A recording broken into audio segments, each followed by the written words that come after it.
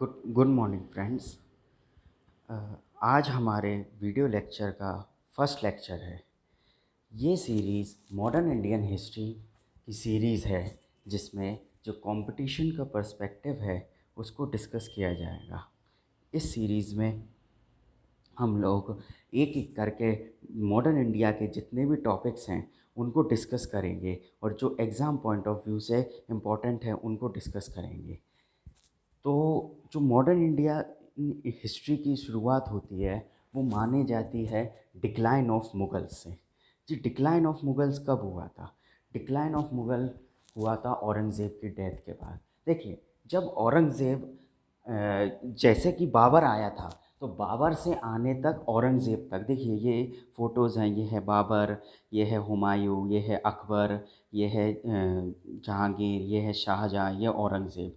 इनके रहते मुग़ल एम्पायर एक पैन इंडियन एम्पायर बन गया था। ये देखिए, नॉर्थ में नॉर्थ वेस्ट से लेके और पूरा ईस्ट बंगाल तक और नीचे साउथ में दक्कन तक, हैदराबाद तक पहुंच गया था। तो 1707 तक ये मुग़ल एम्पायर इतना बड़ा एक्सपेंड कर गया था और ये पैन इंडियन एम्पायर बन गया था। पर ऐसा क्या कारण था कि मुग़ल एम्पायर एकदम से डिक्लाइन कर गया? ऐसे क्या रीज़न्स थे कि मुग़ल एम्पायर सरवाइव नहीं कर पाया? औरंगज़ेब के बाद ऐसा क्या हुआ कि मुग़ल एम्पायर डिक्लाइन करके अंग्रेज़ हमारे देश पर कब्ज़ा करने में कामयाब हुए? तो वही हम आज इस वीडियो में जानेंगे। जी, ये मेरे बारे में इंट्रो है। मेरा नाम रोहित भार्गव है। मैंने बीए हिस्ट्री ऑनर्स किया है टीयू से और एमए हिस्ट्री कर रहा हूँ हिंदू कॉलेज टीयू से। India in the 18th century.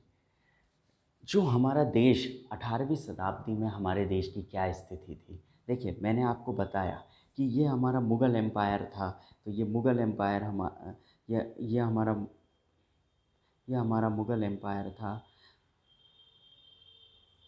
ये इतना एक्सपेंड कर गया था। पर ऐसा क्या कारण हुआ था कि ये टूटने लगा था, गिरने लगा था? तो वो हम एक एक करके डिस्कस करते हैं। ये देखिए, ये मैंने शॉर्ट में एक एक पॉइंट लिख दिए हैं। इनको ब्रीफली नहीं, ब्रॉडली में बाद में अभी आगे स्लाइड्स में डिस्कस करूँगा। पहला रीज़न था औरंगज़ेब की डेथ। दूसरा था औरंगज़ेब के बाद वीक रूलर्स आए। जागीरदारी क्राइसिस, ये क्या होता है जागीरदारी क्राइसिस, और रीजनल किंगडम्स क्या हुए वह डिस्कस करते हैं। औरंगज़ेब, ये हम जैसा कि हम सब जानते हैं कि औरंगज़ेब एक बहुत पावरफुल रूलर था और बहुत एफिशिएंट रूलर था। और जो साउथ इंडिया था, जो मध्य प्रदेश से नीचे वाली जगह है, वहाँ पर जो मुग़ल एम्पायर का एक्सपेंशन किया था वो औरंगज़ेब ने किया था। पर औरंगज़ेब के जाने के बाद मुग़ल एम्पायर को कोई ऐसा स्ट्रॉन्ग लीडर्स नहीं मिला। जैसे कि हम देखते हैं कि ये बाबर के बाद हुमायूं मिल गया। बाबर स्ट्रॉन्ग था, हुमायूं थोड़ा वीक था, पर शेर शाह के बाद उसने कैप्चर कर लिया। फिर अकबर स्ट्रॉन्ग था, जहांगीर, शाहजहाँ, औरंगज़ेब स्ट्रॉन्ग थे ही। पर औरंगज़ेब के जाने के बाद हमें कोई एक ऐसे रूलर्स नहीं मिले जो कि ये देखिए, ये लिस्ट है उन रूलर्स की जो औरंगज़ेब के जाने के बाद आए। उसमें बहादुर शाह हैं जो 1709 से 1712 तक थे। जहांगीर शाह, फ़ारूक सियार, Mohammad Shah, Alamgir second, Shah Alam, Akbar second, Bahadur Shah second, जो बहादुर शाह ज़फ़र थे। तो ऐसे कोई रूलर्स नहीं मिले जो औरंगज़ेब इतना बड़ा मुग़ल एम्पायर, एक पैन इंडियन एम्पायर को कोई संभाल पाए, इतना बड़ा मुग़ल एम्पायर को कोई संभाल पाए, ऐसा कोई रूलर नहीं मिला था। ये एक रीज़न था उनके डिक्लाइन का। फिर एक और रीज़न था जागीरदारी क्राइसिस। देखिए, क्या हुआ था कि औरंगज़ेब जब औरंगज़ेब आया था तो उसने साउथ में एक्सपेंशन कर दिया था। अब क्या था कि उनका जो कोर्ट था, कोर्ट में क्या थे, बहुत सारे नोबल्स होते थे। तो ये लोग क्या करते थे, अब राजा खुद तो टैक्स कलेक्ट करने जाएगा नहीं। राजा खुद तो टैक्स कलेक्ट करने जाएगा नहीं। राजा क्या करता था कि ज़मींदार को अपॉइंट करता था और उसके जो नोबल्स रहते थे वो नोबल्स को वो खुश रख पाए, क्योंकि हम जानते हैं कि फ़ारूक सियार का मर्डर भी नोबल सैयद ब्रदर्स ने करवा दिया था। कई बार नोबल्स बादशाह को ही मरवा देते थे।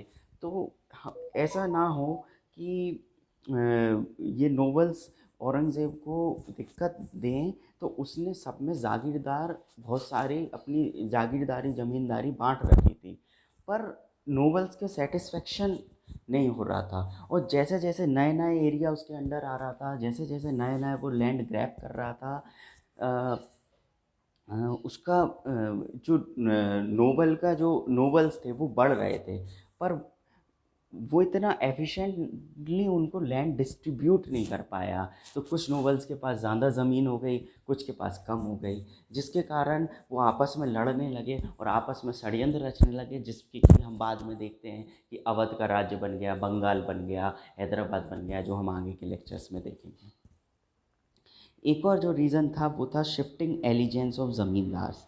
देखिए, जो ज़मींदार्स थे, ज़मींदार्स का राजा के प्रति श्रद्धा भाव रखना बहुत ज़रूरी है, नहीं तो राजतंत्र टिक नहीं पाएगा। तो जो ज़मींदार थे वो शाहजहाँ, औरंगज़ेब, अकबर इनसे डर कर रहते थे, तो इनके आगे वो सर नहीं उठा सकते थे। पर जो बाद में वीक रूलर्स आए, जो मैंने आपको लिस्ट बताई थी, ये जो वीक रूलर्स आए हैं, इन लोगों के ये लोग इतने एफिशिएंटली नहीं थे कि ये ज़मींदार को अपने कंट्रोल में कर पाएँ। तो क्या हुआ कि ये जो ज़मींदार, ये देखिए ये औरंगज़ेब है, औरंगज़ेब के आसपास ये ज़मींदार आसपास बैठे हुए हैं और डिस्कस कर रहे हैं उससे कोई चीज़, तो ये औरंगज़ेब के सामने ये सर नहीं उठा सकते थे। पर बाद के रूलर्स इतने एफिशिएंट नहीं थे, तो उन्होंने क्या किया, इन ज़मींदार्स ने अ, थोड़ा चोरी करना शुरू कर दिया। टैक्स, देखिए पहले टैक्स क्या होता था, पहले एग्रीकल्चर ही टैक्स होता था, तो टैक्स चोरी करना शुरू कर दिया और अपनी एक इंडिपेंडेंट छोटी छोटी सेनाएं बनाने लगे, छोटा छोटा सा किंगडम, थोड़ा ऑटोनॉमी एक्सरसाइज करने लगे। तो ये कारण होने लगा कि मुग़ल एम्पायर जो सेंटर की अथॉरिटी थी वो वीक होने लगी, धीरे धीरे वीक होती रही। और यही जो ज़मींदार थे, यही बाद में जाके इन्होंने अपना एक इंडिपेंडेंट एम्पायर इस्टेब्लिश कर लिया। जैसे कि हम बंगाल में देखते हैं कि वहाँ का जो गवर्नर था वो जाकर अपना एक अपना अलग मुग़ल एम्पायर से अलग एक वो बनाता है, एम्पायर इस्टेब्लिश कर लेता है। वो मुग़ल एम्पायर को अपना सुज़रेनिटी मानता है, पर वो इंटरनल ऑटोनोमस हो जाता है, वैसा नहीं रहता जैसा औरंगज़ेब, शाहजहाँ, जहांगीर के टाइम पे था। इसी तरह मराठास हुए, इसी तरह सिख हुए, जाट हुए, इन सब ने धीरे धीरे करके अपने इंडिपेंडेंट एम्पायर्स बनाने लगे। और देखिए ये 1757 के आते आते तक जो मुग़ल एम्पायर है वो बहुत छोटा, दिल्ली के आसपास तक सिमट के रह गया था। ये मुग़ल एम्पायर की हालत हो गई थी। देखिए ये है 50 साल बाद का, औरंगज़ेब के मरने के 50 साल बाद का मुग़ल एम्पायर। और पहले का मुग़ल एम्पायर में ये हमने देखा, ये था औरंगज़ेब के ख़त्म होने के समय मुग़ल एम्पायर, पूरे पैन इंडिया बेसिस पर औरंगज़ेब के मरने के 50 साल के बाद ये मुग़ल एम्पायर धीरे धीरे टूट गया। और जब ये एक सेंट्रल अथॉरिटी नहीं होती तो बाहर से आक्रमण होते हैं, नादिर शाह आया, अब्दाली आया और धीरे धीरे अंग्रेज़ आए, और फिर उन्होंने धीरे धीरे कैसे कैसे भारत पे कब्ज़ा किया वो हम अगले वीडियो में देखेंगे। जी, थैंक यू।